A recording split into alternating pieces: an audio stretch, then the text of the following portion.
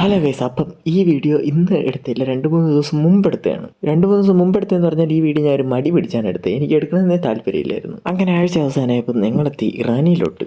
അവിടെ പോയി ഇരുന്നുടനെ എന്ത് ഓർഡർ ചെയ്തെന്നിരുന്ന ഇവന്മാരുടെ ചർച്ച.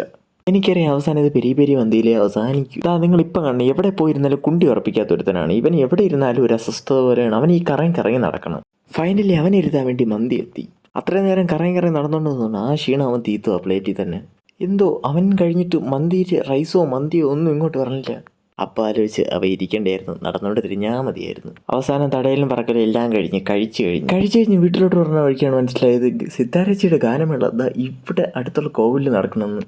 പിന്നെ നേരെ മറ്റടാ ഗിയർ എന്ന് പറഞ്ഞുകൊണ്ട് അങ്ങോട്ട്. പിന്നെ ഞങ്ങൾ 3 സംഘവും നേരെ വിട്ടു സിത്താരേച്ചിനെ കാണാൻ. അവിടെ പോയപ്പോൾ ദാ സിത്താരേച്ചി ടി വിയിലും സ്റ്റേജിലും ഡബിള്. അതിനുശേഷം ആ തിരക്കിനിടയിൽ നിന്നപ്പോൾ വലിയൊരു സുഖമില്ല. അതുകൊണ്ട് ഇങ്ങോട്ടും നേരെ സ്റ്റേജിൻ്റെ ഫ്രണ്ടിലോട്ട് എത്താൻ നോക്കി. അവിടെ എത്തിയ സിത്താരേച്ചി പോയി ഗൈസ് പോയി. അതിൻ്റെ ഒരു ഐഡിയ സ്റ്റാർ സിംഗറിലെ വിജയിയായ പയ്യൻ എത്തി.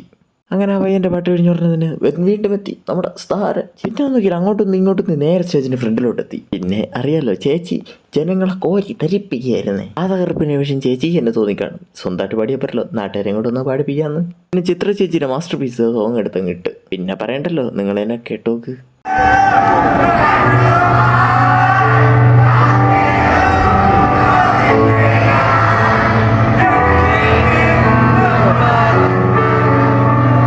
പറഞ്ഞത് പറക്കട്ടെ. അപ്പം ശരി, എന്നാ ബൈ.